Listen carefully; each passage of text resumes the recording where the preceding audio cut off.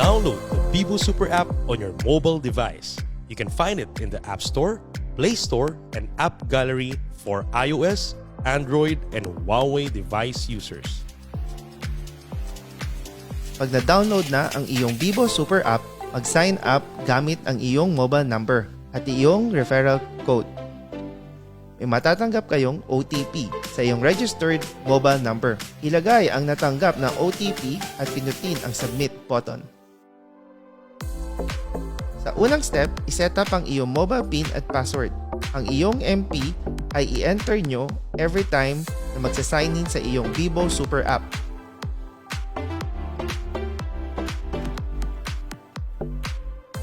Your password should contain at least one uppercase letter, one lowercase letter, and one number or special character. I-click ang proceed. Step 2. Ilagay ang tamang detalye at click proceed. Step 3. Ilagay ang iyong active email address, click proceed. Step 4. I-click ang iyong kompletong address, click proceed. Step 5. Reviewin ang bawat detalye kung ito ay tama. After ma-confirm na tama ang iyong impormasyon, click proceed. Congratulations! You have successfully registered your account. Ikaw ay ready na mag-login sa iyong Bibo Super app.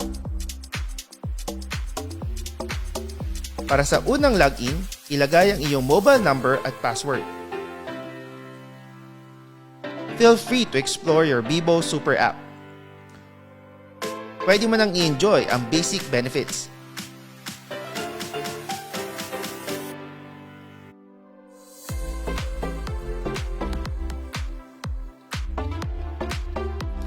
Para ma-enjoy mo pa ang iyong Bibo account, make sure to complete the eKYC procedure para sa iyong full account verification. Handa ka na ba magpa-Bibo? Bibo sa serbisyo? Bibo sa pag-asenso?